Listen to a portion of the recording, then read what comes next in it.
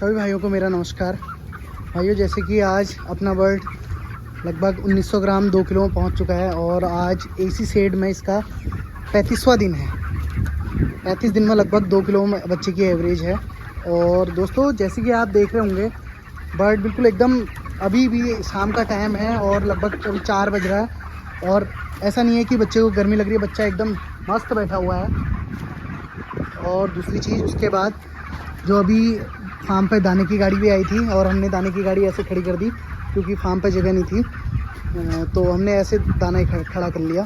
उसके बाद दोस्तों, मैं आपको बताना चाह रहा हूँ, जैसे कि हम अपने नॉर्मल एसी सेट, अब जैसे जैसे टेम्परेचर हमारा बढ़ते रहता है दिन का, तो हमें क्या करना है, बच्चा भी बढ़ते रहता है तो बच्चे के अंदर गर्मी बढ़ते रहती है। तो हमें क्या करना है कि हमें जो एसी का अपना टेम्परेचर रूम रहता है, कंट्रोल रूम, वहाँ से टेम्परेचर अपना बढ़ाना है।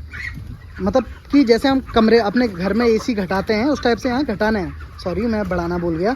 तो जैसे कि अभी हमारा लगभग 27 पे सेट है और इसके बाद अब हमने इसको कर दिया है 25 पे सेट, क्योंकि अंदर का टेम्परेचर अब 25 रहेगा, तब जाके हमारा इसको बिल्कुल ऐसा माहौल मिलेगा कि बिल्कुल बहुत अच्छा, बेहतरीन। आप जैसे कि देख रहे होंगे दोस्तों, अभी हमारे वहाँ पर अगर आप लास्ट में देख रहे होंगे, फ़ैन भी बिल्कुल पूरे चले हुए हैं और अभी 4:30 का बजे का टाइम हो रहा है और बच्चा एकदम बिल्कुल मज़े से बैठा हुआ है। और दोस्तों, दूसरी चीज़ मैं ये बताना चाहता हूँ आज आपको कि जो हम एसी सेट पर अपना कूलिंग पैड है, ध्यान रहे कि ये कूलिंग पैड हमेशा ऑटोमेटिक सिस्टम पर चले। ऑटोमेटिक कहने का मतलब कि जैसे ऑटोमेटिक टेम्परेचर जैसे हमारा सेट किया हुआ है उस हिसाब से इसका माहौल बनते रहे। क्योंकि ऐसा है दोस्तों, हम अपने हिसाब से मैनुअली अगर इसको चलाएंगे तो हम इसका टेम्परेचर कभी भी टाइम से सेट नहीं कर पाएंगे। कभी ऐसा होगा कि टेम्परेचर ज़्यादा हो जाएगा, कभी कम हो जाएगा। तो हमें ऐसी गलती नहीं करनी है।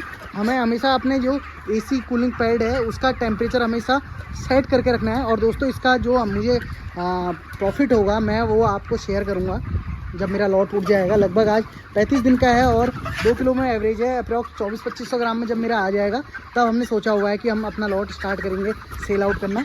और दोस्तों, दूसरी चीज़ मैं ये बताना चाहता हूँ, एसी सेट में ये जो हमारा अभी आपको पर्दा दिख रहा होगा, ये हमारा पर्दा कम से कम 25 दिन तक लगा हुआ था फार्म पे।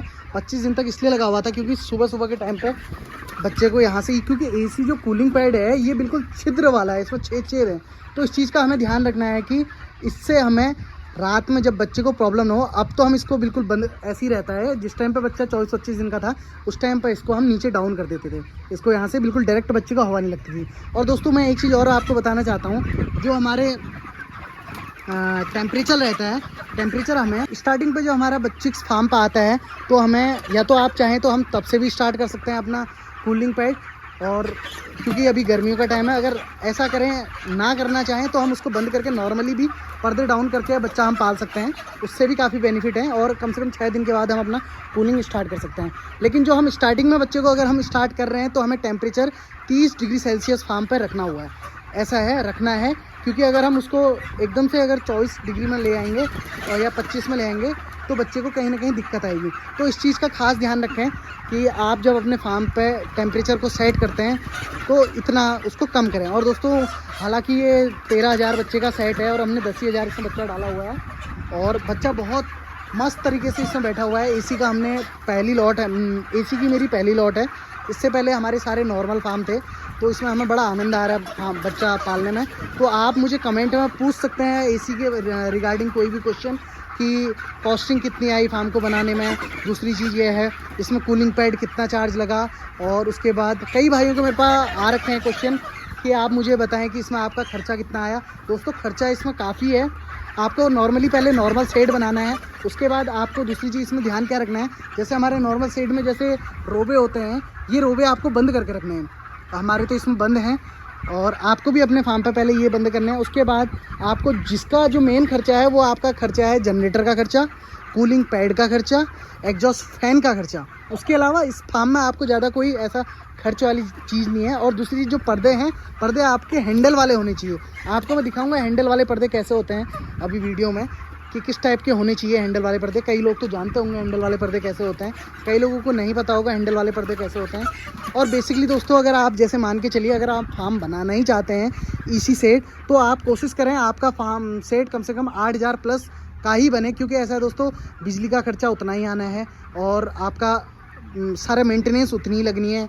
और जो आपका कॉस्टिंग इसमें बढ़ेगी वो कॉस्टिंग किस में बढ़ सकती है, थोड़ा बहुत जो आपकी दीवारें आगे बढ़ जाएंगी। क्योंकि ऐसा है, देखिए आप अगर आप बनाएंगे 13,000 का सेट बना लें चाहे 10,000 का बना लें, पंखा तो आपको वहीं पर लगाना है, पंखे की कॉस्टिंग उतनी होगी, आपकी सब चीज़ की कॉस्टिंग वही रहनी है, बस जो बढ़ेगी वो पर्दा बढ़ेगा और ये चीज़ बढ़ेगा। तो कोशिश आप यही करें कि एसी सेट अगर आप बनाना चाहें तो उसको हमेशा या तो 8,000 प्लस बच्चे में बनाएं, क्योंकि उसी में आपका बेनिफिट रहेगा। और काफ़ी अच्छा बच्चा पलता है, मैंने कुछ देख लिया है बच्चा पाल के इसमें। अभी जो मेरी आज लॉट है, पहली लॉट है एसी वाली, इससे पहले हमारी जनवरी की लॉट थी, नॉर्मल लॉट थी, तो अभी मैंने इसी में किया। और जो ये मेरा फार्म है ये सेम ही है, ना कि फुली ऑटोमेटिक। काफ़ी दोस्तों का कहना था कि इसमें फॉल सीलिंग नहीं है। दोस्तों इसमें फॉल सीलिंग नहीं है, फॉल सीलिंग इसलिए नहीं है कि ये सेम ही है। अगर ये फुली होता तो इसमें पूरा फॉल सीलिंग भी होता।